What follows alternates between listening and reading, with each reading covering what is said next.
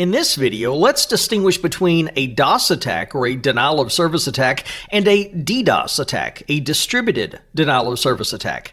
First, consider what a DOS attack is.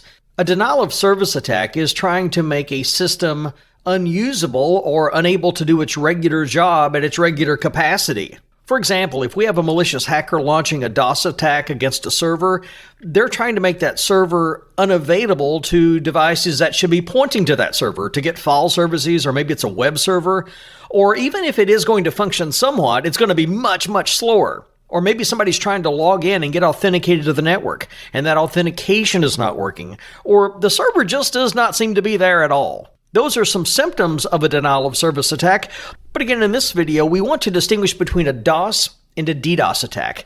A DOS attack, or a denial of service attack, that's where we're trying to overwhelm the victim system with so much traffic that it's unable to do its regular job. And that attack is going to be launched by a single malicious hacker. And oftentimes, the malicious hacker will use a spoofed IP address. They'll pretend to be somebody else, like their victim, for example.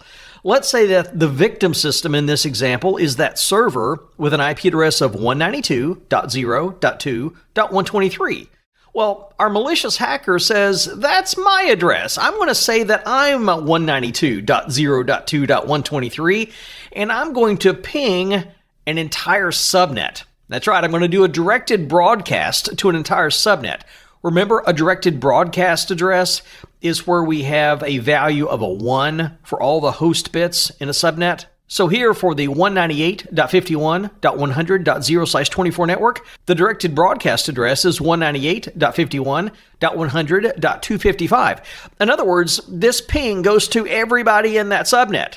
And they all respond and say, oh, I want to respond to 192.0.2.123.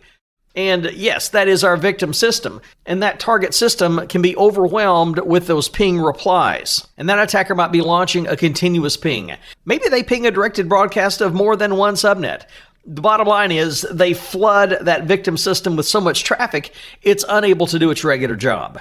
To launch an even more devastating attack, an attacker might use a DDoS attack, or a distributed denial of service attack. Distributed meaning that the attacks are going to be coming not just from one device, they're going to be coming from multiple devices, distributed possibly across the internet. What an attacker might do over time is infect computers worldwide with some sort of malware. And that malware may go unnoticed, but running in the background of that malware is a bot. And this collection of computers around the world infected with these bots make up what's called a botnet. And when instructed to do so, this botnet can launch an attack against our victim system.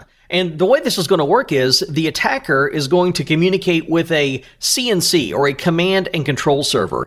That command and control server is going to be having a conversation with each of those bots scattered around the internet. And when the attacker is ready, they instruct the command and control server to attack. And it reaches out to all of its bots and it says, all right, attack the victim. And simultaneously, possibly tens of thousands, if not more computers around the world, start flooding the victim system with traffic. And that's a way that an attacker might scale a DOS attack to an even more devastating attack by distributing the DOS attack. In our last video, we distinguished between a denial of service, or a DOS attack, and a distributed denial of service, or a DDoS attack. Now in this video, I want to give you some examples of DOS and DDoS attacks. Now this is not a comprehensive listing, but this will give you a sense for how an attacker might launch such an attack. One such attack is a SYN flood attack. Remember the way that a TCP session is set up? It uses a three-way handshake. For example, let's say that I want to have a conversation with you. Well, with TCP, the first part of that handshake is I send you a SYN, an SYN. That's a synchronization message saying, hey, I'd like to talk to you. Are you willing? And if you are willing to talk to me, you'll perform the second step of that three-way handshake. You'll acknowledge me with an ACK, and you'll say that you want to talk to me as well. So you will send me your own SYN, your own synchronization message. So again, step 1, I send you a SYN. Step 2, you send me a SYN-ACK. And then I want to acknowledge the SYN that you sent me, so that's the third step. I acknowledge the synchronization message that you sent me. So again, step 1, I send you a SYN. Step 2, you send me a SYN-ACK. Step 3, I send you an ACK. And that's the way that a TCP session is set up. What an attacker might do is flood a system with a bunch of SYN messages. Just over and over saying, hey, I want to talk to you. Are you willing to talk to me? And that target system might say, yeah, I'm willing to talk to you. And they will consume their resources by saying, yes, I've got this channel open. I'm going to talk to this person. And they send a SYN-ACK back, and the attacker is going to then ghost them. They're not going to respond at all. Meanwhile, they have consumed a ton of resources on the victim system by opening up all of those communication channels. We started to set up a TCP session with them, but then we did not respond to their SYN-ACK, and that's going to consume resources. Another type of attack is a UDP flood attack. This is where an attacker might send a large volume of UDP segments over to a victim system, and the reason that UDP might be used is since it's connectionless, it's considered to be an unreliable transport, then the victim is not going to be able to verify the sender's IP address. The attacker might also launch an HTTP flood attack. This might be targeting a web server. When an HTTP message goes to a web server, it's going to be using some sort of an HTTP verb, some sort of an instruction, in other words, like a get instruction to pull information down, or a post instruction to send information to that server. Well, the attacker might send just a continuous stream of these get or post or some of these other HTTP instructions, consuming the resources available on that web server. Another type of attack is a DNS reflected attack. This is where, as we saw in the previous video, the attacker might spoof their IP address, claiming to be the victim's IP address, and they can send a flood of DNS queries to multiple publicly available DNS servers. And there's a lot of information that can be stored on those DNS servers. So you've got these DNS servers around the world flooding the victim with DNS responses when the victim did not even request a DNS response. That's another way to consume their resources. Another attack is a fragmentation attack. Remember the concept of an MTU, a maximum transmission unit? That says how large a packet or a frame could be. Oftentimes, the default MTU for a packet is 1500 bytes. But let's say a router interface has its interface set to 1473 bytes. What happens if it receives a 1500 byte packet? Well, it can let the sender know that that's too big. If you're going to talk to me, you need to fragment your traffic. So the sender is going to have to take that big 1500 byte packet and break it up. And each of those fragments will get their own header. It's going to take a little extra bandwidth to do that because we're adding header information. We're actually sending more information. But once the sender breaks their packet up into fragments and they send it to the receiving router can reassemble it and send it out of another interface. Of course, reassembly of fragments takes processor resources on that router, and a malicious user might use that characteristic to launch a DOS attack against a router. Specifically, they might use a fragmentation attack where they send a bunch of fragments into a router, forcing that router to do the reassembly process, thereby consuming processor resources on that router. An attacker may be targeting a specific service that's running on a server. And if the attacker consumes enough resources of that service, nobody else is going to be able to use that service. And as one other example, an attacker might launch what's called a PDoS, or a permanent denial of service attack. This is where we're denying service to this device forever because we're what's called bricking the system. We're making it unusable. It's basically a brick. And the way that could be done is having malicious code installed on that system, and then when the unsuspecting user runs that code, it's going to do something called flashing, spelt with a PH. And that flashing might overwrite the underlying firmware in the system, making it unusable, and it's not going to be recoverable. And those are a few examples of DOS and DDoS attacks. Now in our next video, we're going to take a look at some tools an attacker might use to pull off one of these attacks. In our previous video, we took a look at some different examples of DOS and DDoS attacks.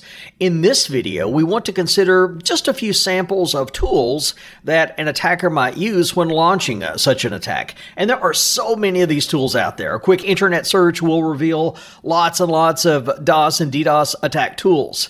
I want to point out a few popular ones, though. One is Tor's hammer, not Thor's hammer, but Tor's hammer, referring to Tor, T-O-R, the onion router. And the idea is if you launch this using Tor, you can conceal your identity. And Tor's Hammer is a Python program, and it's going to target primarily web servers, specifically Microsoft IIS and Apache web servers. And there's the GitHub location if you want to go download and check out that Python file. Another one is Hulk. I'm noticing sort of an Avengers theme here. Hulk stands for HTTP Unbearable Load King. And this is another tool to attack a web server. It can send a massive volume of very obscure, unpredictable traffic, and it's able to bypass a cache engine. And again, I've given you the GitHub location for that. And here's a tool that's Windows-based. It's called Low Orbit Ion Cannon, or LOIC. And by the way, if you do try to install this on Windows, your security software might deny you from doing so, because that security software might recognize this as a malicious tool. And this can also flood a web server with lots and lots of traffic, or within just a few seconds, that web server is not going to be able to respond to legitimate requests coming in for web pages. One big downside here with the low orbit ion cannon, it is not going to hide an attacker's IP address. And that's a pretty big deal and maybe a deal breaker for a malicious user. And I'm not advocating that you download and run any of these programs. These are just some examples of some popular attack tools. And I thought I would demonstrate another tool for you. It's a tool that's built into Kali Linux. It's called hping3. So let's go over to our Kali Linux box now. And I'm going to use the hping3 utility built into Kali Linux to flood a MacBook Pro laptop that I have with lots and lots of traffic. By the way, the MacBook Pro that I have, it's fairly powerful, so I think it's going to be able to withstand this attack, but I think we will see the CPU load jump significantly. In fact, let's jump over to that laptop right now. I'm in the activity monitor, and you can see in this little graph, our CPU load is fairly minimal. In fact, let's take a look at traffic coming from this Kali box. If I go over to Wireshark, I have this filtered to just show packets containing 172.16.101.150. That's the IP address of my Kali box. I did that filter so we didn't get a lot of other legitimate network traffic showing up here. This is just traffic that's going to come from this attack that I'm about to launch. So let's go back over to the Kali box, and I'm going to do a sudo hping3, and the IP address of my laptop is 172.16.100.107 space -- flood. I'm going to flood it with traffic. And when I press enter and I give my Kali password, it's going to start flooding that laptop. In fact, let's go check it out right now. It's coming in so fast. Wireshark is not really updating very rapidly. There's lots and lots of traffic coming in. Let's go check out that activity monitor. And you can see that we are getting a little bit of a spike in the activity monitor. It's nothing too significant, and that's because this is a fairly powerful computer. But if we had a lower end computer, and maybe a faster computer that we were launching the attack from, this could be a more devastating attack. But this is giving us some evidence that the processor is being impacted by this flood. We'll go back to our Kali box, and I'll do a Control-C to get out of that. And once we do that, let's see if the load has died down on the laptop. If we go back to the laptop, you can see very clearly that the CPU load has dipped back down. And that's a look at a few examples, certainly not a comprehensive listing, but a few examples of DOS and DDoS attack tools. Earlier in this lesson, we discussed different types of DOS and DDoS attacks and different attack tools.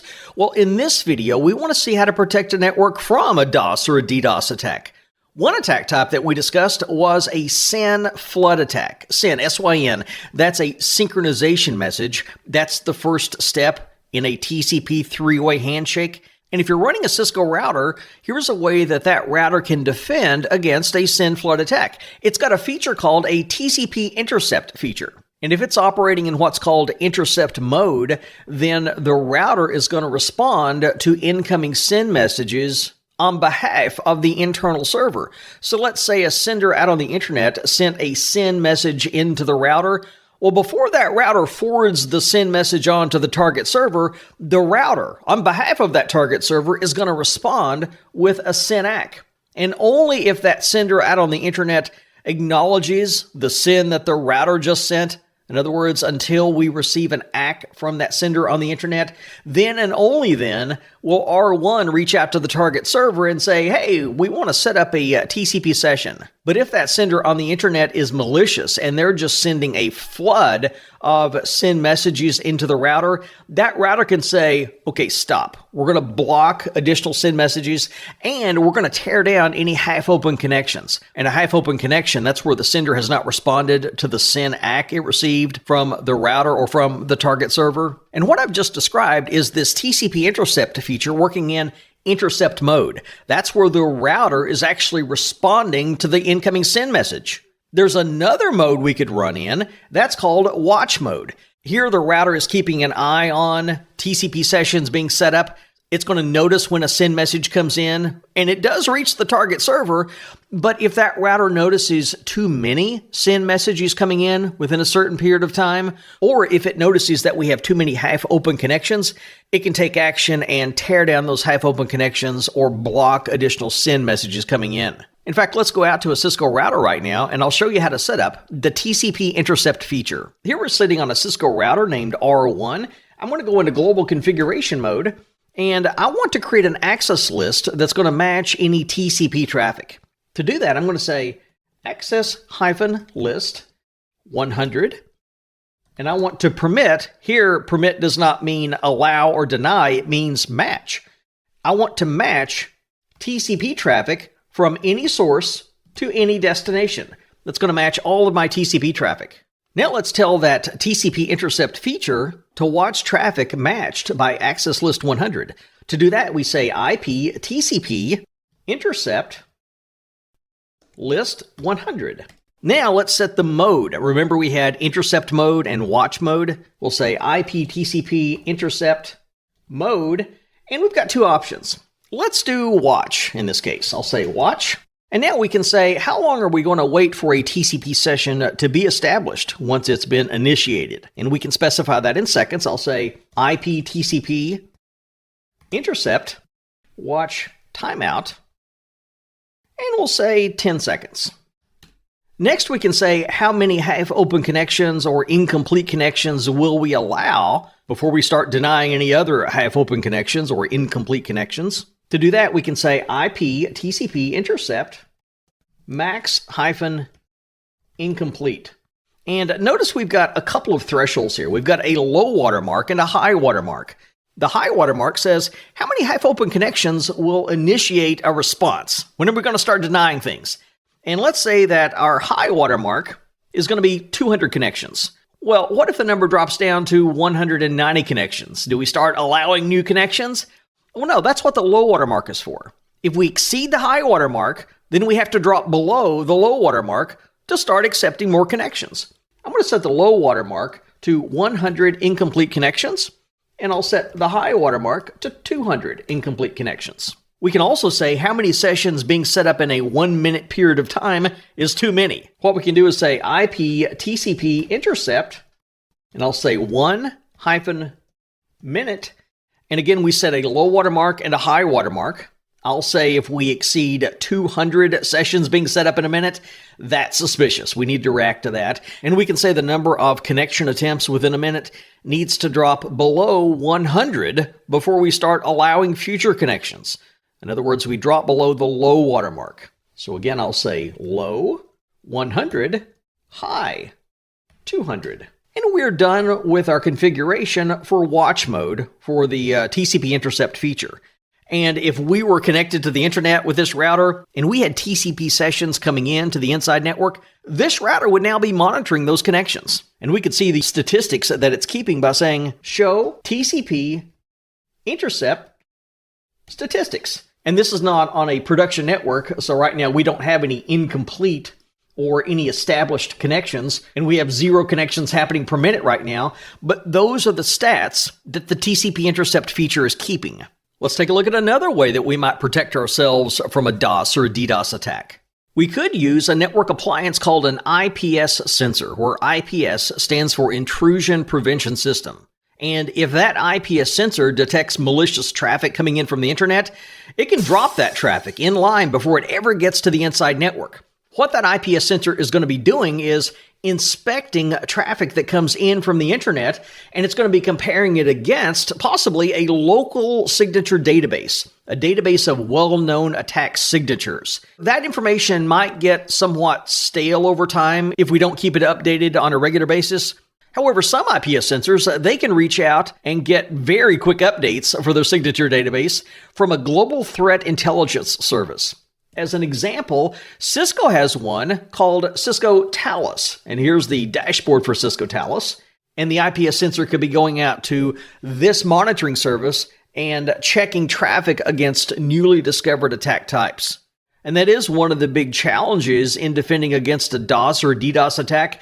Today, there are so many variations and new types of DOS and DDoS attacks. They might evade traditional detection mechanisms.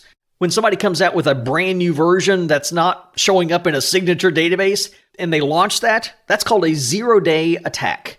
Now, how do we detect a zero-day attack? Well, it can be harder to detect, but there is a way to detect these zero-day threats by using behavioral-based algorithms and machine learning algorithms. It's almost like we're using artificial intelligence to recognize this malicious traffic. An example of a network appliance that has this technology built in is Cisco's Firepower 9300 series secure firewalls. And here's a look at what one of those 9300 series firewalls look like. Another recommendation you might hear is to over-provision your bandwidth going out to the internet. After all, some DOS and DDoS attacks, they begin with a spike in traffic. Here's where the attacker is testing their attack. They're seeing what defenses that the network has in place before they launch the big attack. Well, that spike in traffic might be our alert that something bad is on the way. And sometimes that spike in traffic can actually deny service if our internet bandwidth is being flooded. So one best practice recommendation is to over-provision your internet bandwidth. That way the network is going to be more tolerant of a spike in traffic, and that's going to give the network administrators more time to react to this impending attack. And if an attack does happen, it's fairly common that the attack goes on for maybe a day or more. And when the attack is going on, the production of the organization might be impacted. Their customers might be impacted. So the organization needs to have an incident response or an IR plan. And an incident response plan says, here's what constitutes an incident, and here's how to respond to this incident. And the organization would have a series of these plans. And one of these plans would be in response to a DOS or a DDoS attack. It might say what steps will be taken to stop the attack, to identify the attacker, what communication needs to go on within the company, and maybe even out to customers. And as one final defense against a DOS or a DDoS attack, an organization might proactively attack themselves or pay somebody to attack them. That's called pen testing or penetration testing. That is an authorized attack on a system. Why would an organization want their system attacked? Well, they might want to evaluate how effective their current defenses are and identify any weak spots that need to be reinforced before they get hit with a real attack. And that's a look at a few ways that we might better protect a network from a DOS or a DDoS attack.